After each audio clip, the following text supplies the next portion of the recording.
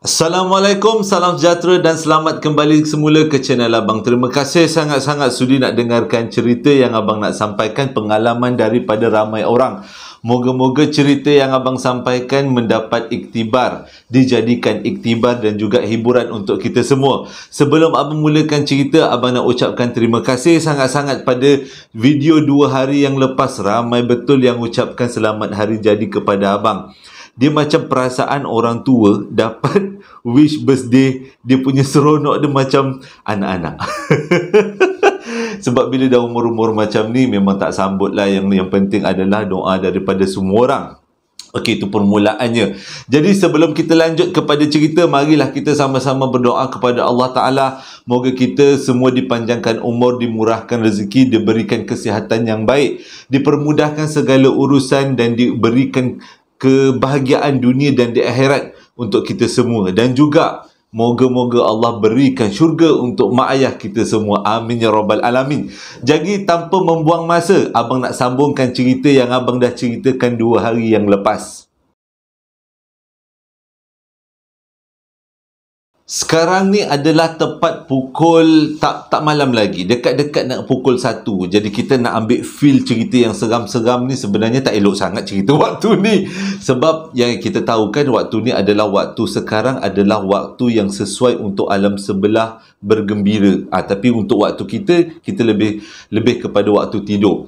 Jadi dalam 2 hari yang lepas, Abang ada cerita tentang pengalaman Syafiq, macam mana dia duduk dekat asrama dekat Bangi, berlaku pada tahun 2005. Jadi pada waktu tu dia mengalami satu kejadian yang pelik, iaitu tangan dia tiba-tiba terangkat dan mencederakan tangan dia sendiri, dan lepas tu menjadikan dia fobia nak duduk bilik tu. Sambungan daripada ceritanya ialah maaf ada bunyi motor sekejap. Jadi sambungan daripada ceritanya ialah Syafiq ni ceritakan hal yang dia alami kepada makwa dia pada waktu dia jadi makwa. Nama makwa dia Ana. Jadi dia ceritakan dekat Ana apa yang berlaku pada malam tu. Sebenarnya tak masuk di akal. Tak tahulah macam mana tangan dia boleh terangkat sendiri dan akhirnya mencederakan diri sendiri. Tapi sewaktu Syafiq ceritakan pada Ana, rupanya pada malam yang sama Ana mengalami peristiwa yang sama pelik. Okey, Ana cakap, ni Ana cerita balik dekat Syafiq. Ana cakap pada waktu tu dia berkumpul satu bilik ramai-ramai, semua perempuan 6 orang. Ana abang terangkan balik, asrama diorang satu bilik bercantum dengan satu bilik lain, tapi di tengah-tengah ni ada tandas. Bilik, tandas, bilik. Jadi 2 bilik gunakan tandas yang sama. Jadi diorang ni bilik pertama 3 orang, bilik kedua 3 orang. Jadi diorang boleh bertemu dekat balkoni. Jadi tandas dengan tandas bercantum, balkoni pun bercantum. Cerita dia macam tu. Ana cakap pada malam tu suasana agak suram. Jadi disebabkan tu diorang semua berkumpul dalam satu bilik, 6 orang ni. Patutnya 3 bilik, 3 orang satu bilik, 3 orang satu bilik, tapi diorang ni berkumpul dalam satu bilik yang sama. Tujuannya diorang berkumpul adalah nak borak-borak. Sebabnya pada malam tu sunyinya lain macam. Malam cuti, selalunya malam cuti memang meriah, tapi tak tahu kenapa pada waktu tu malam cuti blok tu jadi sunyi. Jadi ramai-ramailah dia orang berkumpul 6 orang dekat dalam satu bilik borak-borak. Borak-borak dengan macam-macam benda. Jadi dia kata dalam 6 orang tu ada salah seorang daripadanya mandi. Tuan punya bilik lah, mandi, bersih-bersihkan diri. Selepas dia mandi, dia keluar daripada bilik air dengan tuala, dan dia pun pergi ke balkoni sangkut tuala dia. Waktu dia sangkut tuala, tiba-tiba dia dalam keadaan tergamam nampak sesuatu dekat balkoni bilik sebelah. Balkoni kawan-kawan dia. Bila dia nampak tu, dia terus masuk dekat dalam bilik dia, dia tutup sliding door. Jadi kawan-kawan dia pelik. Kenapa pula Ana ni tiba-tiba kelakuannya pelik? Masuk secara tergesa-gesa, lepas tu tutup sliding door kuat-kuat. Jadi kawan-kawan dia tanya, kenapa Ana pelik macam ni? Ana cakap, dia tak berani nak cakap pada waktu tu. Cuma dia cakap, ada kat luar. Ada benda dekat balkoni kat luar. Aku tak boleh nak cakap, tapi aku harap korang tengok. Jadi yang kawan-kawan ni diingat dekat luar tu musang, tak pun kucing ataupun lah, dengan kata lain binatang lah. Dan kelima-lima orang ni pun buka sliding door, diorang jengah kepala keluar, tengok apa sebenarnya yang ada dekat sebelah, dekat balcony sebelah yang Ana nampak. Rupanya diorang semua nampak satu makhluk hitam bermata merah berdiri dekat balcony bilik sebelah. Pada waktu tu masing-masing dalam keadaan ketakutan, tutup sliding door. Jadi diorang tak tahu nak buat apa. Ada di antara 6 orang tu dah mula menangis. Jadi dalam 6 orang tu ada beberapa orang yang tak datang bulan, yang boleh baca Yasin, pergi masuk bilik air, ambil semayang, dan diorang pun capai Yasin, baca Yasin. Semakin lama diorang baca, keadaan jadi semakin tak terkawal. Mula-mula dengar bunyi dekat dalam bilik air baldi belaga. Waktu diorang dengar baldi belaga, diorang dah tak berani nak masuk bilik air. Tapi bacaan Yasin diorang teruskan, kata anak. Jadi, sewaktu bacaan Yasin diteruskan, ada beberapa orang yang dah tak boleh baca Yasin sebab dalam keadaan uzur, mula menangis. Sebab diorang dah tak boleh nak buat apa-apa. Kalau diorang dalam keadaan bersih, tidak uzur, boleh juga diorang join baca Yasin. Tapi disebabkan diorang uzur ni, diorang tak boleh nak join baca Yasin, jadi diorang mampu menangis je lah waktu tu untuk menahan, mengurangkan perasaan takut. Selepas baldi berlaga, tiba-tiba dengar bunyi orang terkekek-kekek dekat dalam bilik air. Kalau ikutkan, itu bukan suara manusia. Sebabnya suara manusia lain. Kalau suara alam lain pun, diorang pun sebenarnya memang tahu tu bukan suara manusia. Walaupun tak pernah dengar suara makhluk alam sebelah, tapi dia yakin itu adalah makhluk alam sebelah punya suara. Selepas terkekek-kekek, diorang teruskan baca Yasin, tak berhenti. Makin diorang bersemangat, makin kuat. Sebabnya diorang fikir dah tak ada tempat lain nak minta selain daripada Allah Ta'ala. Bacaan Yasin diteruskan. Selepas 2 gangguan, tiba-tiba keadaan jadi senyap. Selepas tu diorang pun fikir, mungkin benda tu dah pergi, dah ke mana-mana. Maksudnya dah kepanasan selepas baca Yasin. Jadi diorang pun jengahlah dekat luar, buka balik sliding door, jengah dekat luar, ada tak benda tu lagi, benda hitam bermata merah tu. Tengok-tengok benda tu dah tak ada dekat dalam balcony. Jadi diorang tutup sliding door perlahan-lahan. Jadi diorang kata mungkin benda tu dah pergi daripada situ. Jadi bolehlah kawan-kawan yang lain yang duduk dekat bilik sebelah tu bolehlah tidur ke bilik masing-masing. Tapi keadaan jadi berubah. Diorang semua tak nak balik ke bilik masing-masing. Diorang nak tidur dekat dalam bilik yang sama malam tu juga. Tapi tengah diorang bertelagah pada waktu tu, tiba-tiba diorang dengar daripada bilik air suara yang sangat-sangat tidak diorang sangka, iaitu bunyinya macam ni. Yasin. Kalau abang memang tak, tidurlah ramai-ramai. Sempit-sempit dalam bilik tu, ramai-ramai. Tak ada, memang tak ada tidur. Sebabnya kalau nak pergi ke bilik air, ke bilik sebelah, ada 3 cara untuk ke bilik sebelah. Satu, lalu pintu depan, yang mana dekat koridor tu memang dah gelap ya amat lah. Kalau keluar nak ke bilik sebelah, memang terjumpa lah, dia kata. Yakin sangat-sangat. Yang kedua, lalu balcony. Dah tadi ada nampak tercegat dekat balcony sebelah tu, ada makhluk hitam bermata merah tu kan. Takkan nak lalu balcony. Yang ketiga pula, boleh lalu bilik air. Habis dah dekat dalam bilik air ada yang baca. Diorang kata macam seolah-olah mengejek-ngejek yang diorang baca Yasin tadi kan. Jadi ada orang sebut Yasin dekat dalam bilik air. Suara pula suara lelaki. Mustahil ada lelaki sebab itu semua blok perempuan. Dan pula suaranya lain macam garaunya.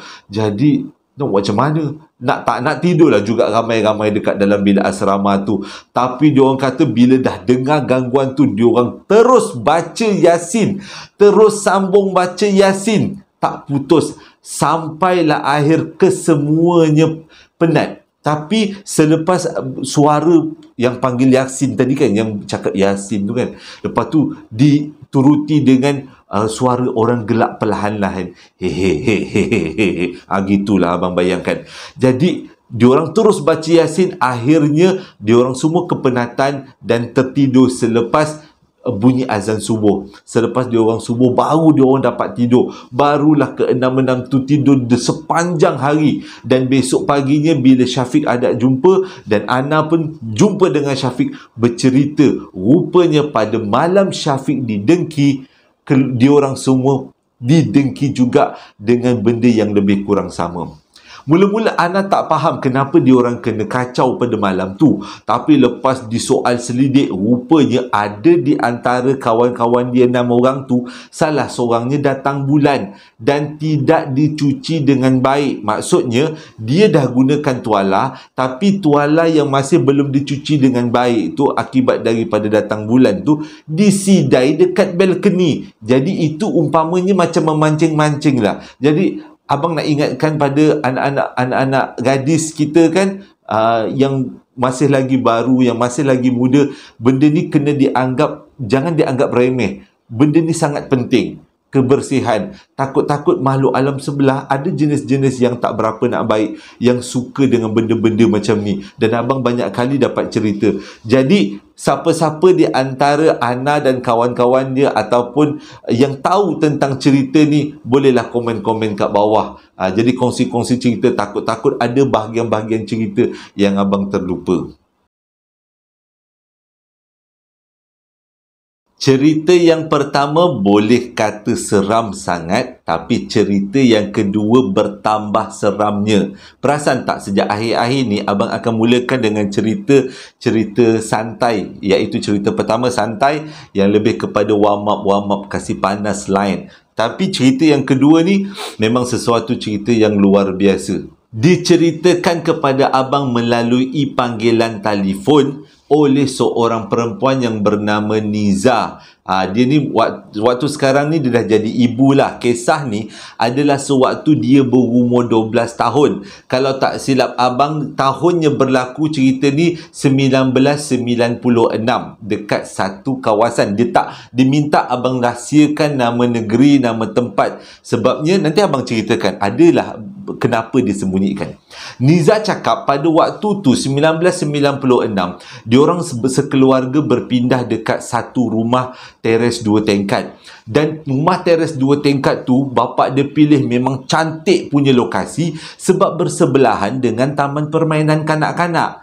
Waktu tu Niza ada 2 orang adik-beradik. Dia dengan adik dia lelaki. Jadi dia kata memang seronok kalau rumah sebelah taman permainan. Dengan kata lain, balik sekolah, cabut baju, ganti baju, terus boleh main dekat taman permainan tu, memang dekat. Jadi mak bapak pun tak risau. Pada masa yang sama, mak bapak Niza ni kerja. Jadi rumah ada orang gaji, dia banyak habiskan masa dengan orang gaji dan juga taman permainan. Mujurlah dekat situ, dia kata dekat taman mainannya. Ini kawasan perumahan baru, dia cakap kawasan perumahan baru.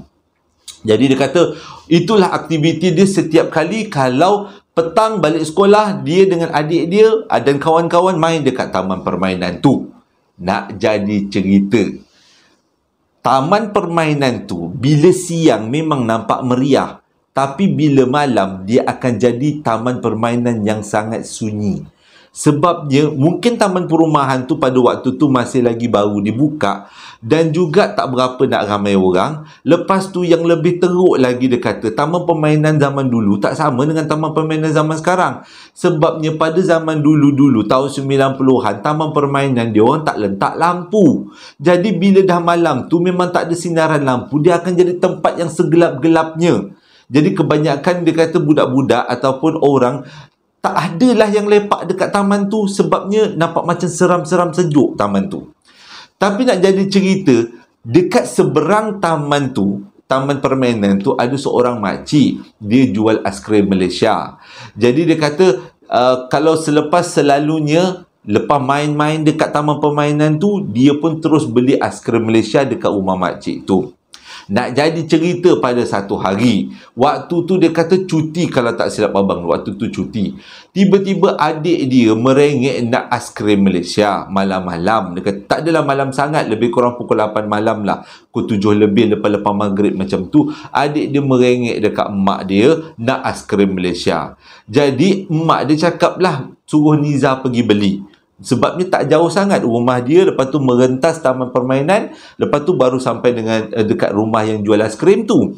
Jadi dia kata okey lah, dia tak ada nak takut sangat, cuma dia kata nak merentas taman permainan tu dia rasa macam tak berapa nak yakin lah. Jadi dia cakap dengan mak dia, minta mak dia temankan ataupun bapak dia temankan, tapi disebabkan mak dia kata mak pun penat balik kerja, bapak pun penat balik kerja, bibi pun banyak kerja. Dia kata kau Niza pergilah sendiri beli aiskrim, dia kata. Tapi mujurlah adik dia yang lelaki tu, waktu tu adik dia umur darjah 4 lah. Adik dia umur darjah 4 nak juga temankan. Dia kata kak, jomlah saya temankan, sebabkan saya nak aiskrim kan, saya temankan akak beli. Okey.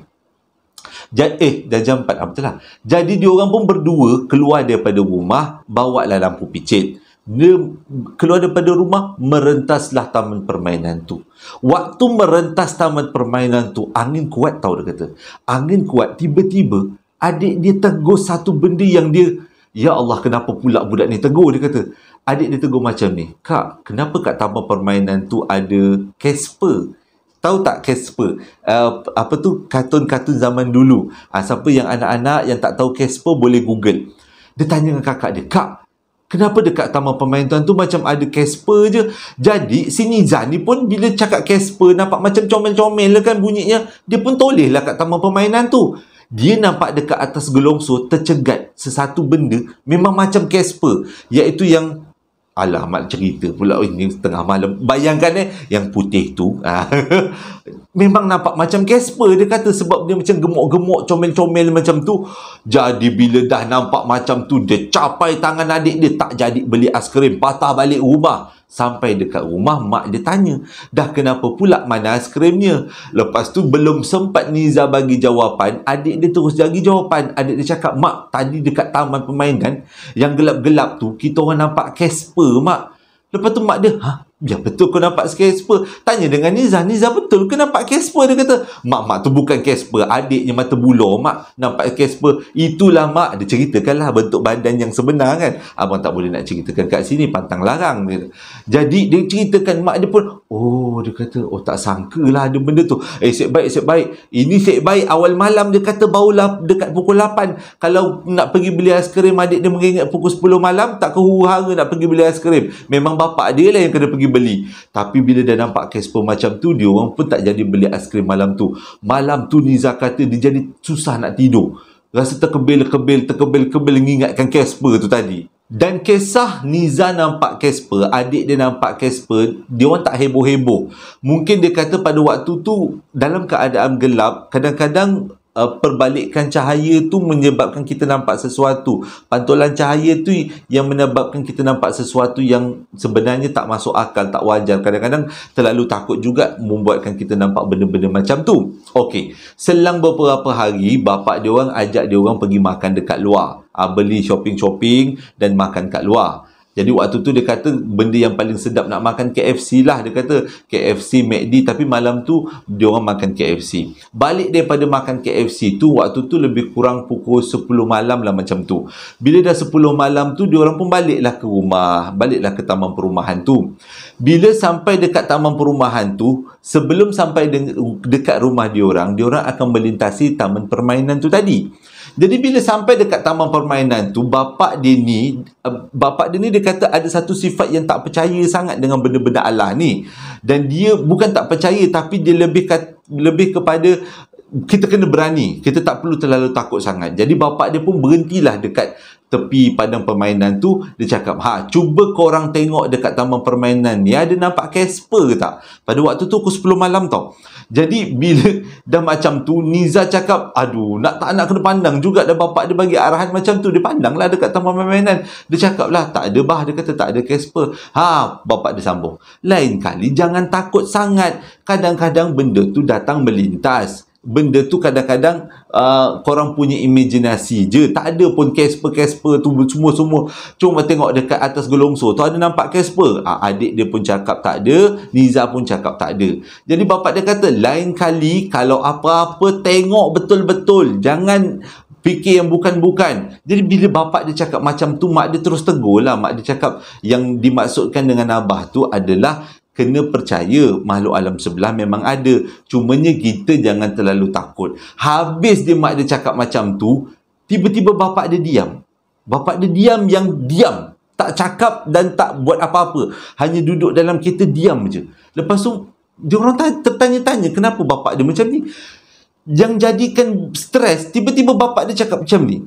Allahu Akbar, Allahu Akbar, Allahu Akbar, Allahu Akbar. Banyak kali. Jadi Niza cubalah tengok dekat depan apa benda yang bapak dia nampak. Tak nampak apa-apa. Gelap je dia kata. Dan dia orang nampak rumah dia orang dekat dengan taman permainan tu. Jadi mak dia tanya, abang kenapa ni? Mak dia cubalah menenangkan keadaan dan cuba tanya dengan bapak dia sebenarnya apa yang bapak dia nampak. Bapak dia terus diam. Selepas habis lebih kurang 10 kali bapak dia sebut Allahu Akbar, terus dia orang bergerak daripada taman permainan, naik kereta tu, terus masuk ke dalam kawasan rumah dia orang. Jadi bila malam tu, benda yang pelik pada bapak dia ialah bapak dia suruh Niza dengan adik dia tidur dekat dalam bilik bapak dia. Sebab bapak dia cakap malam ni tidur bilik abah dengan mama. Dia kata takut apa-apa yang berlaku. Waktu tu Niza kata jangan-jangan bapak dia nampak Casper kot. Dia dah tergerak dah dekat hati. Jadi malam tu dia pun cuba nak tidur. Niza kata tidur kat bilik bapak dia dengan mak dia. Dia cuba guling-guling nak tidur tapi tak boleh pula nak lelap. Tiba-tiba dia dengar mak dia tanya dekat bapak dia apa sebenarnya yang bapak dia nampak. Dan bapak dia sebenarnya pada waktu tu bapak dia cerita dengan mak dia, bapak dia nampak yang Casper tu tadi. Dia kata, abang sebenarnya guna perkataan Casper sebab si Niza dia cerita kat abang perkataan Casper. Kalau tidak abang sebut gula-gula lah kan. Jadi bapak dia kata bapak dia nampak Casper. Jadi betul lah. Niza kata, memang betul. Apa yang aku nampak pada malam tu, malam sebelum tu, 2 hari sebelum tu dengan adik aku, bukanlah bayangan. Sebab bapak dia pun nampak benda yang sama. Jadi pada malam tu Niza kata susah dia nak tidur. Sebab dah 3 orang nampak. Niza, adik dia dengan bapak dia. Lepas tu rumah dia orang pula dekat dengan taman permainan. Korang bayangkanlah. Lepas tu tingkap bilik Niza yang tak bestnya, tingkap bilik Niza dengan adik dia menghadap betul taman permainan tu. Bilik bapak dia tak nampak sangat ke taman permainan sebab bilik bapak dia menghadap ke jalan. Dia kata tingkap bilik dia dengan adik dia menghadap taman permainan. Jadi itulah puncanya kenapa bapak dia suruh dia orang tidur dekat dalam bilik mak bapak dia tidur malam tu. Abang sengaja pecahkan cerita ni jadi 2 bahagian sebab tak naklah terlalu panjang sangat. Kalau nanti kalau orang tengok nak skip tahu ini adalah kawasan bahagian yang kedua. Okay. Ini adalah kawasan bahagian yang kedua tentang pengalaman Niza abang sambung.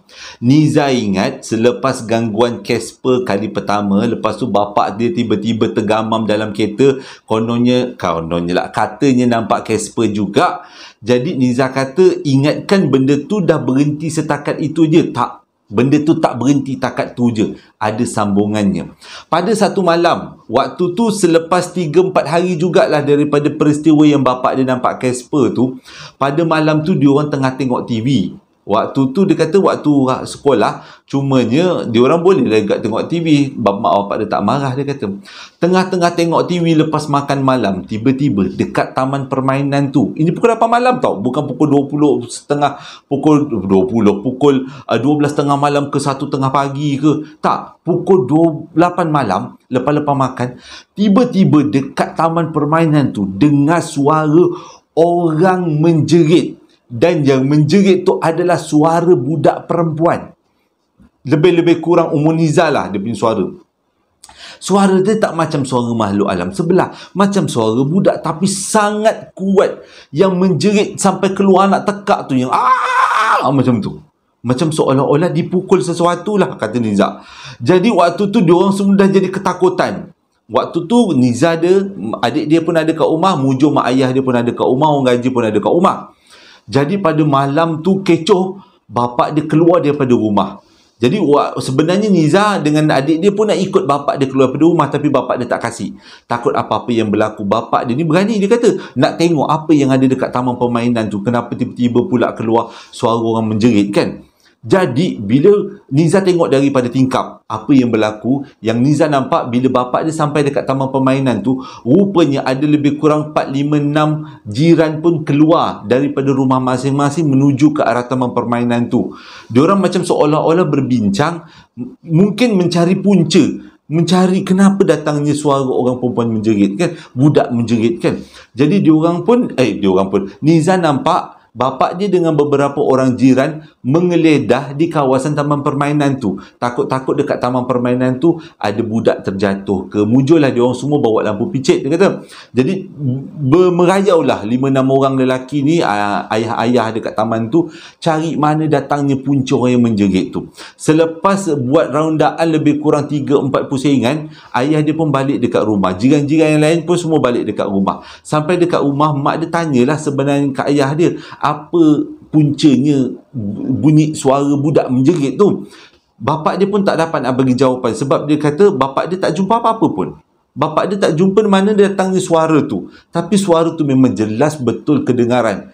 Buktinya bukan Niza dengan keluarga dia aja dengar, tapi orang lain, jiran-jiran lain pun dengar. Kalau siapa-siapa yang tahu tentang cerita ni, jiran-jiran yang tahu tentang cerita ni, komen kat bawah. Dia jangan cakap abang kaki DVD pula. Dia komen kat bawah. Jadi benda tu jadi misteri. Bertambah lagi misteri selepas abang cerita dia punya penutup cerita ni. Jadi penutup kepada cerita ni ialah pada satu hari di hujung bulan, selepas peristiwa perempuan menjerit, budak perempuan menjerit tu kan. Selepas peristiwa tu, diorang semua balik kampung.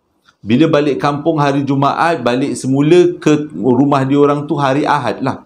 Jadi disebabkan balik hari Ahad selepas 2 malam dekat kampung tu, sampai dekat kawasan perumahan diorang tu lebih kurang pukul 7 malam macam tu. Jadi dia kata kat sinilah diorang punya persoalan semakin besar dan semakin tak boleh nak terjawab. Dan inilah puncanya kenapa abang sembunyikan. Niza beritahu suruh sembunyikan lokasi ni sebab untuk menjaga sensitiviti. Bila diorang balik daripada kampung sampai dekat taman perumahan tu lebih kurang pukul 7 malam, tiba-tiba diorang nampak dekat kawasan taman permainan tu penuh dengan polis. Waktu tu diorang semua terfikir-fikir apa benda pula. Jadi diorang pun parking, bapak Niza ni parking kereta dekat kawasan rumah dan bapak dia keluarlah pergi ke kawasan polis yang ramai tu. Jadi selepas bapak dia berada dekat situ lebih kurang 10 minit, akhirnya bapak dia pun baliklah dekat keluarga dia orang. Jadi apa yang Niza dengar adalah dekat kawasan longkang di taman permainan tu dijumpai seorang lelaki pertengahan umur meninggal dunia. Bangsa terpaksa abang sembunyikan. Mati pun tak tahu puncanya sebab apa, tapi ada orang mati dekat kawasan longkang dekat taman permainan tu. Dalam keadaan seram pula sini, dah lama tak kena macam ni. Ada orang ketuk pintu. Saya je beritahu Allahu Akbar. Dah lama tak kena. Seram pula. Sebab kita cerita berkenaan dengan roh kan, kadang-kadang ada yang yelah kan gitu kan. Jadi berdasarkan kepada apa yang bapak je cerita, Niza kata ada orang meninggal dekat kawasan longkang dan polis pun ambil buat bedah siasat, dan punca kematian tidak pula dia beritahu pada awalnya, tapi rupanya punca kematiannya adalah serangan jantung. Lebih kurang macam itulah. Serangan bukan disebabkan pembunuhan, bukan sebab bunuh diri, tapi serangan jantung. Tapi yang menjadi kepelikan, dah keluar dah perkataan bahasa Melayu. Yang menjadi peliknya ialah sejak daripada mayat dijumpai di kawasan taman perumahan tu, tak ada lagi bunyi suara orang menjerit dah tak ada. Bayangan-bayangan Casper pun dah tak ada. Dah tak ada apa-apa gangguan dekat taman permainan tu. Jadi untuk meyakinkan Niza pun bertanya dengan kawan-kawan dia yang tinggal dekat taman yang sama. Rupanya dekat taman permainan tu, kata kawan-kawan Niza, ramai juga yang dah nampak Casper dekat situ. Tapi selepas mayat dijumpai dekat kawasan tu, dah tak ada lagi dah gangguan tu sampai sekarang. Dia kata sampai dia dah beranak penak, bapak dia pun dah tua, dah tak ada lagi dah gangguan. Tak pernah nampak Casper. Dan dia kata sejak daripada penemuan mayat tu, taman permainan tu jadi sunyi. Jadi orang jadi takut nak ke situ sebab jumpa mayat dekat situ kan. Kalau abang pun tak benarkan anak-anak abang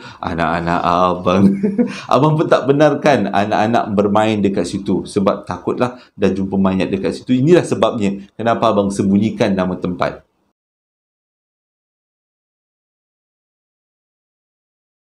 Terima kasih sangat-sangat sudi dengarkan cerita yang abang nak sampaikan. Moga-moga menjadi hiburan dan iktibar untuk kita semua. Pengalaman daripada ramai orang pelik-pelik. Kita ada lebih kurang 30 juta rakyat Malaysia. Jadi kalau setiap orang sumbangkan cerita, boleh dikatakan cerita yang abang dapat tu semua unik-unik. Abang pun macam pelik-pelik ceritanya. Kadang-kadang ada cerita platinum, ada cerita yang moden kan. Macam sekarang ni cerita tahun 1990-an.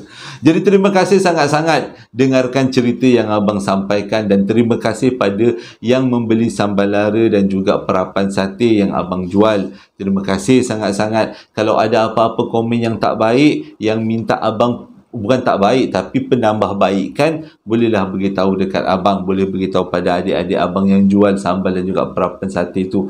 Terima kasih sangat-sangat sekali lagi. Hingga berjumpa lagi dalam 2 hari akan datang. Assalamualaikum warahmatullahi wabarakatuh.